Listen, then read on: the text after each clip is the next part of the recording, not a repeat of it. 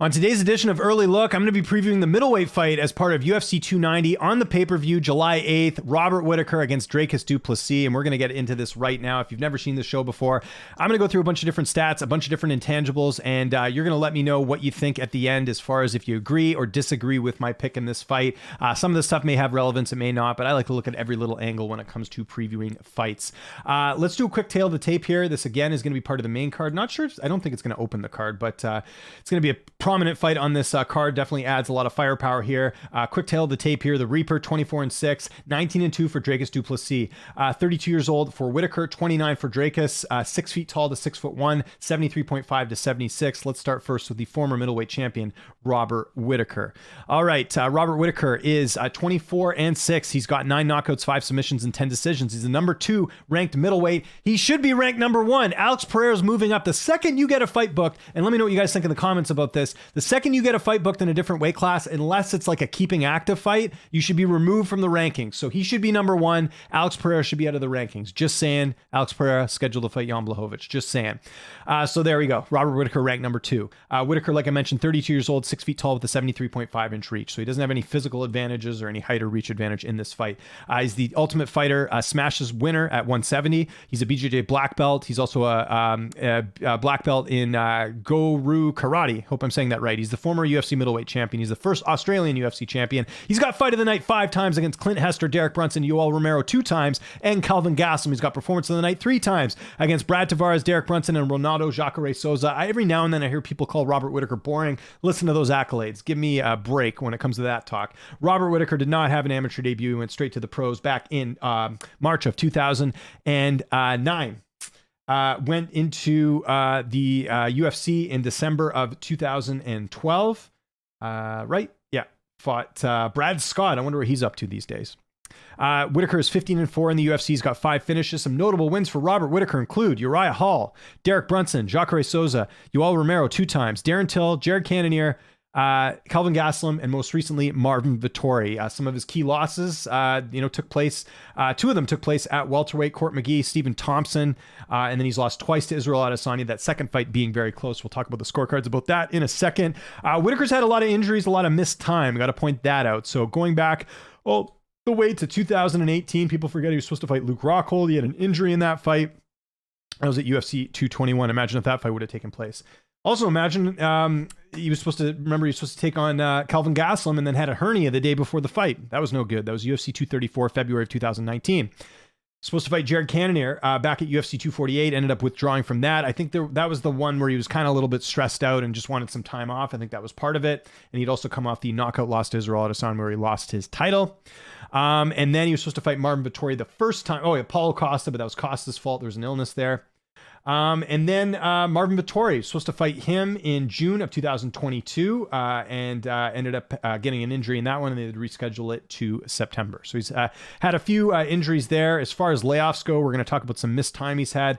So I'm going from Yoel Romero, the first fight, to Yoel Romero, the second fight. There was a 336-day layoff. Going from the second Romero fight to Adesanya, there was a 483-day layoff. Going from Adesanya to Till, there was a 294-day layoff.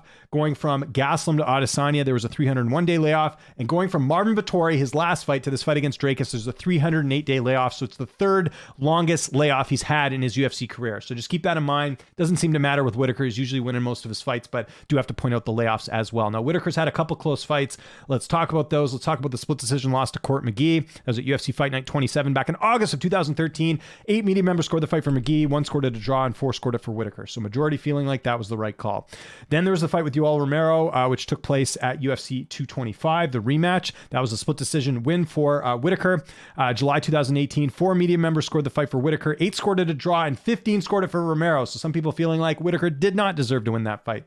Then there was the fight against Darren Till, a little bit closer for comfort maybe than he would have liked. UFC on ESPN 14, July of 2020. 10 media members scoring the fight for Whittaker, 10 scoring it for Till. Imagine if Till won that fight, how things could be different for him maybe. I don't know.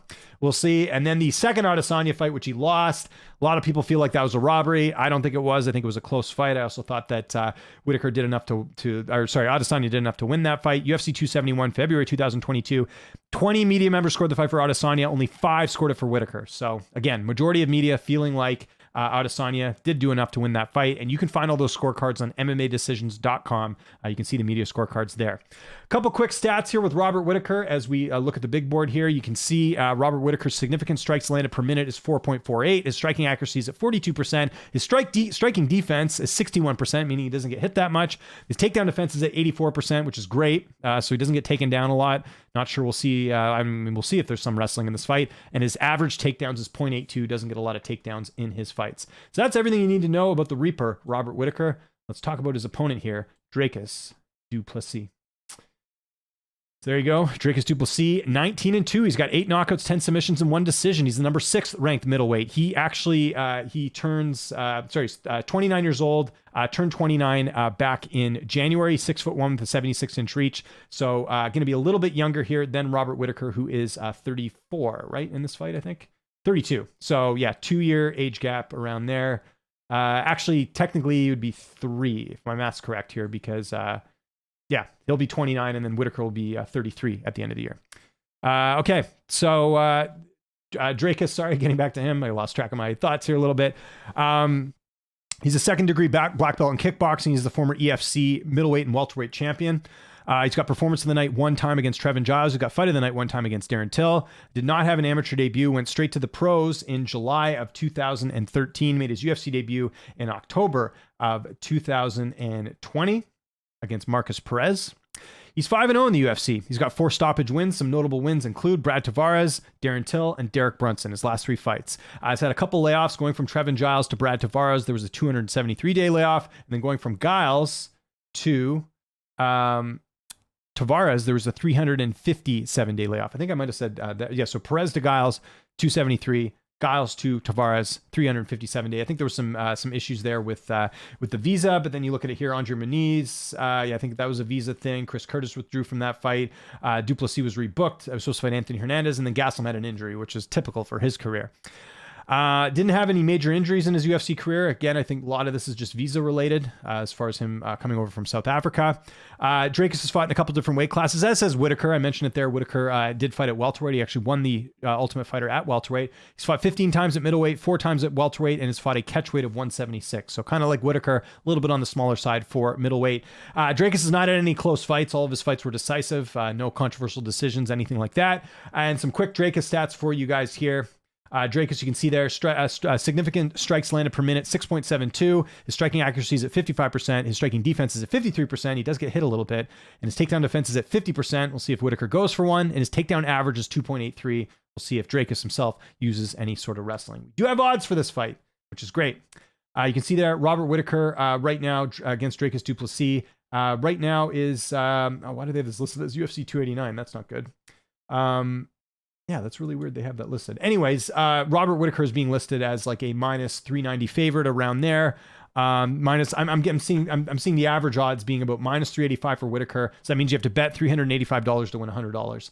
Dricus, the underdog, at plus 280.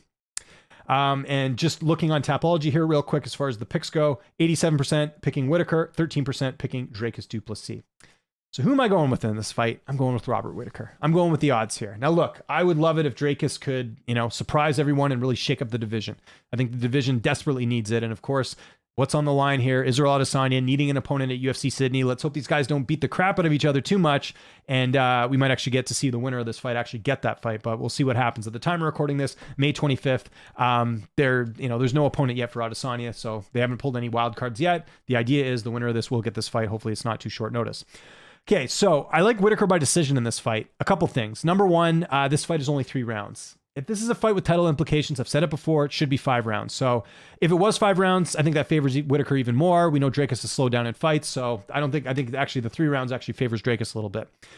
Whittaker hasn't had a stoppage win since April 2017 when he finished Jacare, and as we all know, Jacare was getting up there in age, so I don't think he finishes Dricus. Dricus does get hit a lot. It's possible maybe this is the fight where Whittaker finishes him. I could see it happening, but I think Dricus, with it only being 3 rounds, I don't think he gets finished here.